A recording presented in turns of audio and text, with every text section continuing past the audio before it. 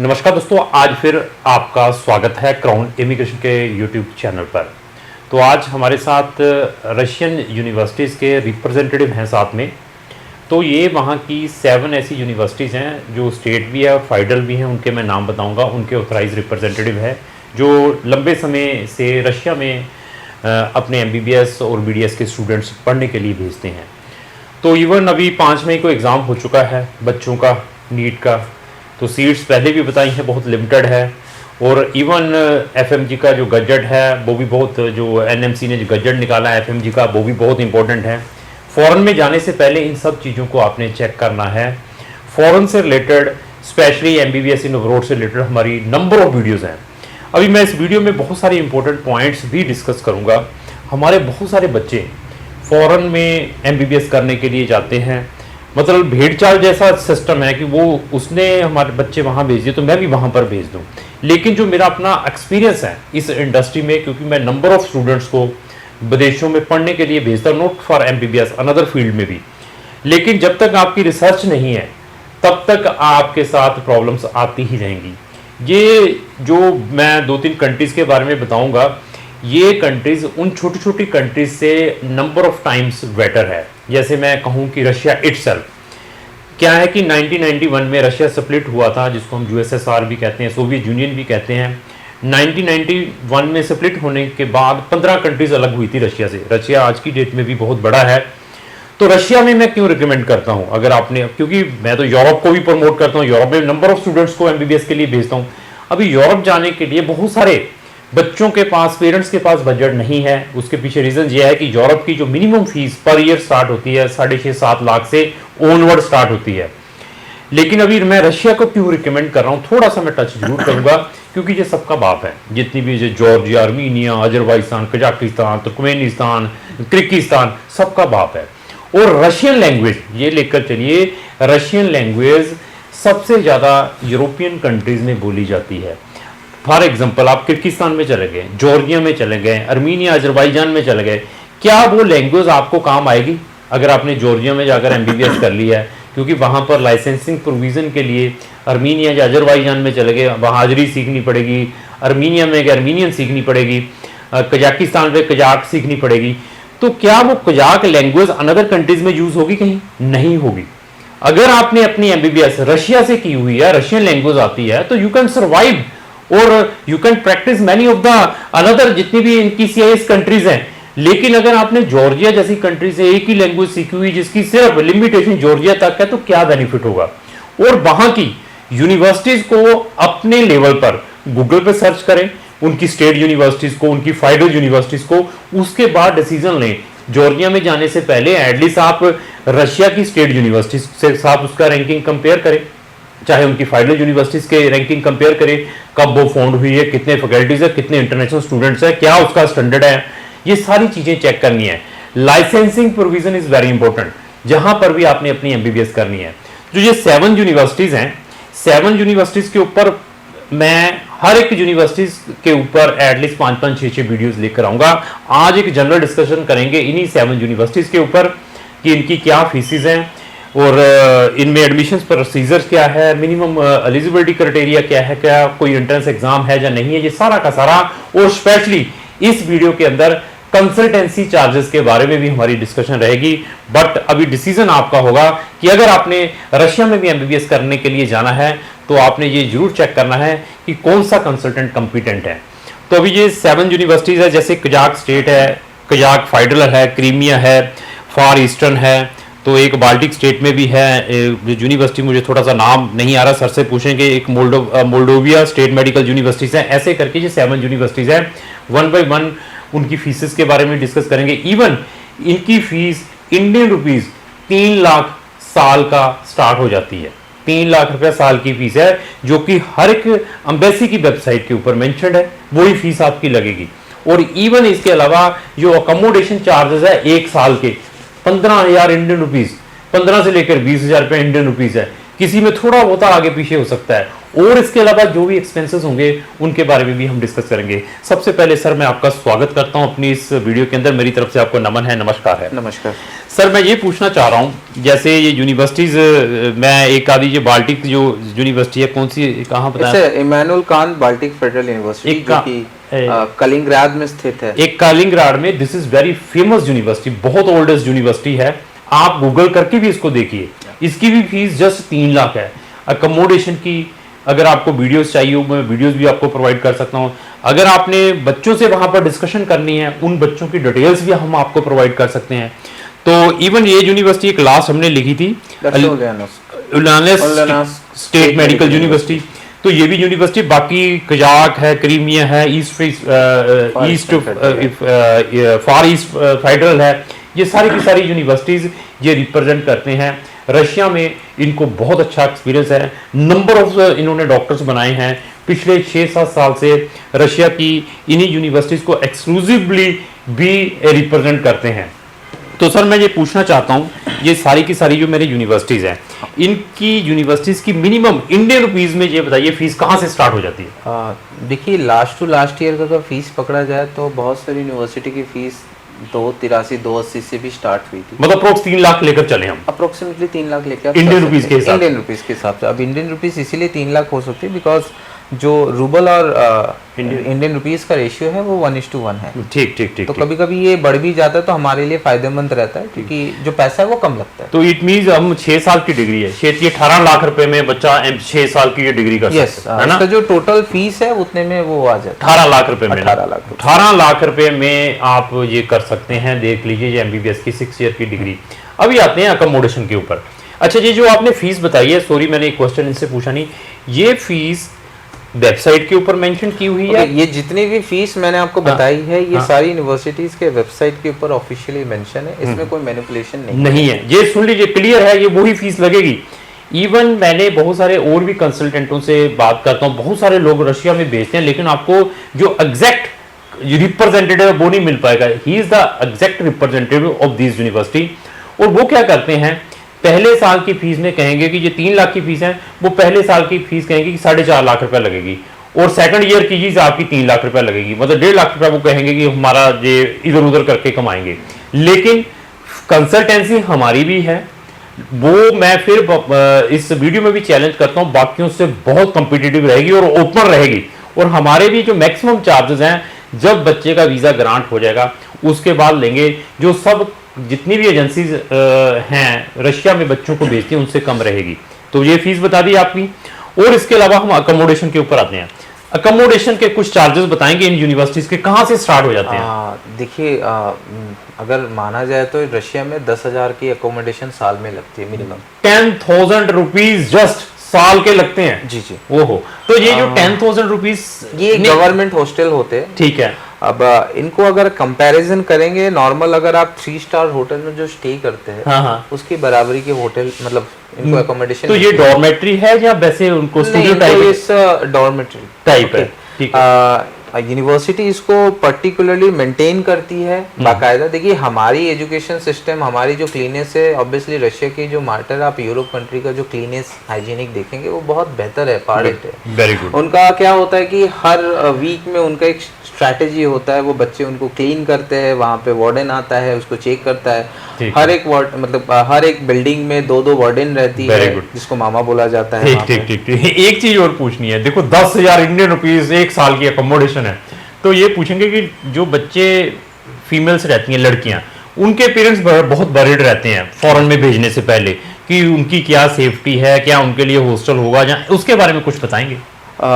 देखिए, मैं ऐसा नहीं कहता कि यूनिवर्सिटीज़ में फीमेल हॉस्टल अलग से नहीं मिलता, बट कुछ यूनिवर्सिटीज़ हैं जिनको हॉस्टल की शॉर्टेज है। ठीक है। तो उन कुछ यूनिवर्सिटीज़ में जो है कि हॉस्टल आपका ग्राउंड के 2 फ्लोर आपके फीमेल्स के लिए होते हैं, एंड आपके जो उतने भी फ्लोर्स होते हैं वो बॉयज़ के लिए होते हैं। ठीक। लेकिन वो बहुत रेयर चांसेस। सेफ्टी पर्पस कैसा है सर? सेफ्टी पर्पस में ऑलरेडी वहाँ पे 24/7 हर एक फ्लोर में सिक्योरिटी कैमरा लगा रहता है। इवन आप अपने ID कार्ड को स्कैन किए बिना आप हॉस्टल में एंट्री भी नहीं कर सकते। ठीक। सो आउटर साइड पे कोई भी एंट्री कर नहीं सकते। देखो, 3 लाख की फीस, 10 से 15 हजार रुपया साल का रहने का। अभी आते हैं खाने के ऊपर। तो आप तो इन यूनिवर्सिटीज को बहुत लंबे समय से 10 से 15,000 ये गवर्नमेंट फीस है।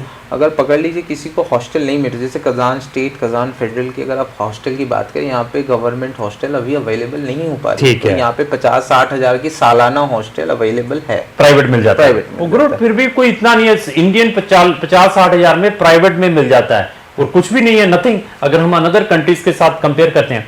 अभी आते हैं खाने के ऊपर, तो हमारे बहुत सारे बच्चे कहते हैं कि क्या वहाँ पर हलाल भी मिलता है, कुछ ऐसे बच्चे भी होते हैं जो नॉन वेज होते हैं, और क्या वहाँ पर इंडियन फूड भी मिलता है, उनके बारे में कोई क्या रहेगा? सर फूड इंडियन ऐसा कुछ तो होता नहीं है, food is everywhere is available. जो सब्जी हम यहाँ पे खाते हैं वहाँ पे भी कुछ भी मिलती है, हाँ, बट सीजनल कंट्री वाइज जो चीजें होती है, कभी कभी कुछ चीजें अवेलेबल नहीं हो पाती जो यहाँ से एक्सपोर्ट होके जाती है। ठीक है, तो बहुत बढ़िया। देखो इन्होंने बता दिया, ये एग्जैक्ट फीसेस के बारे में बता दिया। अभी इसके अलावा और एडिशनल चार्जेस के बारे में भी डिस्कस करेंगे कि और एडिशनल चार्जेस क्या लग सकते हैं। इसके अलावा यहाँ पर जो वीज़ा स्टैंपिंग करवाना होता है, हम जब वहाँ से इनका इन्विटेशन अप्रूव होकर आ जाता है, उसमें कितने के पैसे लग जाते हैं? कि जिस जब बच्चे ने वीज़ा जहाँ पर लगना है उसमें कुछ आइडिया होगा? सर अगर आप बच्चे को वीज़ा आप यहाँ से अभी करना चाहते हैं तो रशियन एम्बेसी से आसपास आपका 10 से 11 हजार का वीज़ा का चार्जेस लगता है। देखिए जी, सारा कुछ ओपन मिलेगा यहाँ पर। मैं फिर बताऊँ, openly we are telling everything. अभी 10 से 11 हजार रुपया वीज़े का लगेगा जब आपने स्टैंपिंग कराना। आप 15 हजार रुपया पकड़ कर चले, किसी को भेजना पड़ सकता है, किसी को चार्जेस देने पड़ सकते हैं।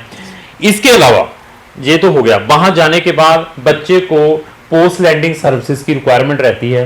पोस्ट लैंडिंग सर्विसेज में मैं फिर बता दूं, बच्चे को कोई एयरपोर्ट से पिकअप करना है, बच्चे के वीज़ा को एक्सटेंड करना है, बच्चे का मेडिकल होता है वहाँ पे, बच्चे के डॉक्यूमेंट ट्रांसलेट होते हैं रशियन लैंग्वेज में, और बच्चे का इंश्योरेंस होता है। इसमें जो कंप्लीट चार्जेस हैं आपको 25-26 हज़ार Indian rupees, 25 to 26,000 Indian rupees पे करना पड़ता है जब आप वहाँ पर जाते हैं। वहाँ जाने के बाद इतने के पैसे आपको और पे करने पड़ेंगे। यही है सर, इतना किया कि और इससे ज़्यादा? नहीं, एक्चुअली क्या है, कुछ यूनिवर्सिटीज़ में कम है। अच्छा, ये माइनर बढ़ सकती है, थोड़ा 2-4-5 हजार रुपए बढ़ सकता है। ऑब्वियसली 7-8 हजार का इन्फ्लेशन हो सकता है, बिकॉज वो इंश्योरेंस का जो प्राइस है अलग अलग जगह अलग अलग। बायोमेट्रिक भी स्टार्ट हुए अभी। इस बायोमेट्रिक 2 साल से स्टार्ट हो गए। किसी स्टेट में 10,500 लगते, किसी में तो वो मतलब आप 30,000 पकड़ कर चले मोटा मोटा। ये आपकी एक एडिशनल बर्डन रहेगी वहां जाने के बाद, ये भी आपने अपने माइंड में लेकर चलना है। तो अभी आते हैं बाकी चार्जेस, जो हमारी फीस है। हम आपको सबसे कम्पिटिटिव प्राइस देंगे। आप मुझे 5 कंसल्टेंटों की कोटेशन भेजते हैं कि ये वाला इस यूनिवर्सिटी के इतने पैसे लेता है, और हमारा चैलेंज रहेगा कि आपको हमारे सर्विस सबसे कम मिलेंगे। ये हमारा चैलेंज रहेगा। अगर आप हमें इन किसी भी यूनिवर्सिटीज की कोटेशन भेजते हो कि वो कंसल्टेंट अपने सर्विस चार्जेस इस यूनिवर्सिटी के 70,000 रुपये ले रहा है, लाख रुपये ले रहा है, 1.5 लाख रुपये लेगा, इट इज़ माई चैलेंज। उसमें हम सबसे कम करके देंगे, और आप हमारी service by sitting anywhere in the world ले सकते हैं। कोई ओरिजिनल डॉक्यूमेंट देने की जरूरत नहीं है, जस्ट हमें स्कैन कॉपी सारे के सारे डॉक्यूमेंटों की रिक्वायरमेंट होती है। वीजा स्टैंपिंग के लिए we will definitely take your passport. तो अभी आप ये देखिए कि ऐसी ट्रांसपेरेंसी कैसी मिलेगी, और ये देखिए कि जो ऑथराइज रिप्रेजेंटेटिव है वो हमारे साथ बैठे हुए हैं। तो सर मैं कुछ ये भी चाहता हूँ कि आप जहाँ पर रेगुलर जाते हैं, रेगुलर आते हैं, तो यहाँ का ड्यूरेशन सबसे पहले क्या है, इंक्लूडिंग इंटर्नशिप रशिया के अंदर, और मीडियम ऑफ इंस्ट्रक्शंस क्या हैं इन यूनिवर्सिटीज़ की? ओके, फर्स्ट ऑफ मैं बताना चाहूँगा, रशिया में काफ़ी यूनिवर्सिटी पहले बाइलिंगुअल हुआ करती थी। ठीक है, ऐसा नहीं है, बट फ्रॉम 2022 जब एनएमसी ने बहुत सारे चेंजेस आए, इनिशिएट लिया, एम्बेसी ने जब इनिशिएट लिया, तभी रशिया के मैक्सिमम यूनिवर्सिटीज़ अभी इंग्लिश मीडियम हो चुकी है, 6 ईयर। ओके, और मैं सजेस्ट करूंगा बच्चों को कि आप ज़्यादातर बड़ी यूनिवर्सिटीज़ को फॉलो करें, क्योंकि वो फ्रॉम द बिगिनिंग वो international students, not for Indian students, जो बच्चे कैरिबियन से भी पढ़ने आते हैं काफी बच्चे तादाद में रशिया में। Very good. तो उन बच्चों को भी वो इंग्लिश में ही पढ़ाते हैं। Very good, from the beginning, first year to last year. कितने साल का ये? It's a 6 year including internship. BDS भी करवाते हैं या सिर्फ एमबीबीएस? सर एमबीबीएस ही करते हैं, but MBBS is like very demanding education. BDS होता है, बट बीडीएस हम इंडिया में ही प्रेफर करते हैं, क्योंकि यहाँ पे 4 साल का, वहाँ पे 5 साल का। ठीक है, ठीक है। तो इसमें इंटर्नशिप इंक्लूड है जी 6 ईयर में? हाँ, यस। तो अभी एक चीज बहुत इंपॉर्टेंट है, जो हर पेरेंट्स हमें आके पूछता है, सर लाइसेंसिंग प्रोविजन, थोड़ा सा उसके बारे में थोड़ा सा अगर सर लाइसेंसिंग प्रोविजन के लिए रशिया में एक्चुअली गॉश एग्जाम होता है फाइनल, ठीक है, जो कि फाइनल ईयर की नॉर्मल एजुकेशन जो पढ़ रहे होते हैं उसको गॉश एग्जाम बोला जाता है, ठीक है। बट जो लाइसेंस के लिए that is called accreditation examination, ठीक है, जो कि आपको लास्ट ईयर ही यूनिवर्सिटी में ही अरेंज किया जाएगा, ठीक है, that's in the local language. Very good, very good, ठीक है। तो बहुत सारे एजेंसीज आपको बोलेंगे दैट्स इन इंग्लिश, ये ऐसे होगा वैसे होगा, इट्स टोटली रॉन्ग। आपको, आप अगर इंडिया में भी पढ़ते तो आपको यहाँ का भी इंटर्नशिप वहाँ के लोकल लैंग्वेज के हिसाब से ही देना पड़ता है, नेचुरल है। तो आप कोई भी देश, नॉट ओनली रशिया, आप मैं शेंगन में भेजता हूँ, वहाँ पर भी उनकी लोकल लैंग्वेज, आपको उनकी देश को क्राइटेरिया को फुलफिल करना है। आप ये देखिए कि जर्मनी कितनी बड़ी कंट्री है, फिनलैंड कितनी बड़ी कंट्री है, वहां का भी if the person is looking the licence of doctor from there, even nurse का भी लाइसेंस लेना है तो उनको वहां की लोकल लैंग्वेज क्लियर करनी पड़ेगी पहले। तो यहाँ पर भी फिर ऐसा ही है सर। लोकल लैंग्वेज वाला जो मैटर था वो चाइना के लिए था, रशिया में ऐसा नहीं है। रशिया में आपको 3 साल रशियन लैंग्वेज सिखाई जाती है for first year, second year and third year, just for the survival purpose, ठीक है, ठीक है। एंड आपको क्योंकि इंटर्नशिप खुद करनी होती है, फर्स्ट ईयर आपको असिस्टेंट मिल जाते हैं क्योंकि वहाँ पे जितने भी आपके सीनियर स्टूडेंट्स होते हैं वो आपको असिस्ट कर देते हैं, ठीक है। लेकिन एक टाइम आता है जैसे second year and third year होता है, सर आप कोई भी देश में जाएंगे एटलीस्ट उनको भाषा जानना पड़ेगा, आप उनको पेशेंट को डील कैसे करेंगे, ठीक है, ठीक है। नॉर्मल जो पीपल आते हैं वहाँ पे they like to speak in Russian, ठीक ठीक ठीक है, तो उनको लिए तो आप इंग्लिश नहीं बोल सकते ना, ठीक ठीक, तो उनको तो आपको रशियन ही बोलना पड़ेगा, ठीक है, आपको समझना पड़ेगा। तो अभी आते हैं इसके ऊपर, इसकी एलिजिबिलिटी क्राइटेरिया, एक रफ आइडिया लूंगा कि क्या मिनिमम परसेंटेज चाहिए, क्या नीट के बगैर भी बच्चा जा सकता है या नहीं जा सकता है, इसके बारे में थोड़ी सी रोशनी डालिए। Okay, from 2021 National Medical Commission ने एक नोटिस पास किया था जिसमें NEET is compulsory for the MBBS education. Okay, in Russia, in not in Russia, for all countries. No no no no, आप अगर आप जाते हैं यहाँ से पढ़ने के लिए, आप अगर आपको इंडिया में इंडिया में if the person is not looking the practice in India, बच्चा चाहता है कि मैंने इंडिया में प्रैक्टिस नहीं करनी है, मैंने सिर्फ रशिया या रशिया के अलावा अनदर कंट्रीज में जाके प्रैक्टिस करनी है, तो उन केसेस में क्या नीट यूनिवर्सिटीज डिमांड करती हैं इंडियन स्टूडेंट्स या नहीं? ऐसे यूनिवर्सिटीज बहुत सारे हैं, most of the universities in Russia उन स्टूडेंट्स को एक्सेप्ट नहीं कर रही है। अच्छा, नीट चाहिए रशियन में, ठीक है। अगर उन बच्चों को लगता है कि हम विदाउट नीट जाएंगे तो उनको एक बॉन्ड डिक्लेरेशन देना पड़ता है, ठीक है, जो अगर यूनिवर्सिटी एक्सेप्ट करती है तो ही पॉसिबल है उसकी फर्दर स्टडीज, ठीक है। क्योंकि मेरे पास बहुत सारे बच्चे आते हैं, दे आर सेइंग कि we are not interested to practise in India, हमने नीट नहीं दिया हुआ है, हम चाहते हैं कि हमें जहां से हम एमबीबीएस कर रहे हैं वहां से हम एमबीबीएस कर लें और साथ में वहां का लाइसेंसिंग मिल जाए और उसके बाद वो डिग्री अनदर कंट्रीज में वर्ल्ड वाइड लेवल रिकॉग्नाइज्ड हो, जैसे वो यूएसएमएलई एग्जाम में बैठ पाए या अनदर शेंगन कंट्री में जाकर प्रैक्टिस कर पाए। इस पर्पस के लिए वो बच्चे हमें कंटेक्ट करते हैं। तो अगर इसकी आपके पास क्लैरिफिकेशन है कि विदाउट नीट भी वो लेते हैं तो उसका हमें लेटर ऑन भी जरूर बताएं, ताकि हम अपनी वीडियो के ऊपर ये चीज जरूर बताएं। ये जितने भी यूनिवर्सिटीज मैंने बोला ये सारे ऑलरेडी WHO के वेबसाइट में मेंशन्ड है, मैंने चेक कर ली, this is the leading university, I already checked it. और मैं फिर बताऊं कि हम एक्सक्लूसिवली पब्लिक यूनिवर्सिटीज में भेजते हैं, जो रिनोड है, मैं नॉट इन रशिया इटसेल्फ, जहां पर भी मैं भेजता हूं, और ओल्डेस्ट से ओल्डर यूनिवर्सिटीज हैं, इनकी आप मेडिकल रैंकिंग भी गूगल से चेक कर सकते हैं, जो भी मैंने बोली हुई है। तो अभी आते हैं मिनिमम परसेंटेज। सर मिनिमम कुछ नहीं है, यहाँ पे दो तरह की यूनिवर्सिटीज होती है रशिया में ज़्यादातर, जिनकी रैंकिंग थोड़ा सा हाई होती है, जिनका जो एजुकेशन क्वालिटी अच्छा होता है ना, वो चाहते हैं हमारे पास अच्छे बच्चे हैं, फिर भी कुछ तो उनके पास नॉर्मली जो स्टार्टिंग होता है 65% जो होता है इसका कि पीसीबी में होना चाहिए, एग्रीगेट होना चाहिए। But in India for sitting in the NEET exam बच्चा पास चाहिए, 40% वाला ही है, उसने नीट अपना क्वालिफाइड कर लिया और नंबर उसके 45 है। सर ऐसी यूनिवर्सिटीज जो 50% में लेती है बच्चे, लेकिन अगर आपका 50% के बिलो है तो आपके दूसरी यूनिवर्सिटीज में दे सकते हैं, हो सकता है, मतलब ऐसा ठीक है। अगर आप अच्छी यूनिवर्सिटी में जाते हैं तो थोड़ा पॉसिबल, वो मतलब 65 ऐसा कुछ देखती है, पॉसिबल नहीं है। ठीक ठीक, आप अगर अच्छी यूनिवर्सिटी देख रहे हैं, पब्लिक यूनिवर्सिटी जहाँ पे बोल रहे हैं आप, अगर उनको अच्छा एजुकेशन चाहिए तो उनको अच्छे मार्क्स भी होने चाहिए। अभी आते हैं कुछ बच्चों ने NIOS से भी अपनी स्कूलिंग की होती है, तो whether they are acceptable in Russia? Yes, it's acceptable है। तो अभी आते हैं कि क्या इनमें एडमिशन लेने के लिए कोई एंट्रेंस एग्जाम है? सर रशिया में कोविड से पहले भी एंट्रेंस एग्जाम हुआ करता था। ठीक है। अभी तो क्या है कि बच्चे को जाना नहीं पड़ता, यहीं पे एंट्रेंस एग्जाम हो जाता है। ठीक ठीक। तो देखिए ये रशिया के बारे में कैसे एक्सप्लेन किया है, और मैंने सर आपसे एक रिक्वेस्ट भी करता हूँ कि जितनी भी जो यूनिवर्सिटी हमने 7-8 बताई हैं, मैं चाहता हूँ कि जो भी बच्चे इस यूनिवर्सिटी में गए हैं, मैं उनसे डिस्कशन करना चाहता हूँ, उनका कोई अरेंज कराया जाए, उसको हम अपने चैनल पर लेकर आएंगे। बच्चों का एक्सपीरियंस कैसा है, लड़कियों के साथ भी डिस्कशन करेंगे, सेफ्टी पर्पज़ के लिए कैसा स्टडी सिस्टम है वहाँ पर, ये सारा का सारा हमारी आने वाली कमिंग वीडियोस में रहेगा। और मैंने सर आपसे एक और रिक्वेस्ट करता हूँ, अगर पॉसिबल हो तो वहाँ के प्रोफेसर या फैकल्टी या वहाँ के रेक्टर, उनसे भी हमारी कोई ना कोई जूम मीटिंग जरूर अरेंज कराई जाए। समय में आपके चैनल में कुछ यूनिवर्सिटीज के रेक्टर एंड प्रो रेक्टर जरूर दिखेंगे। ठीक है।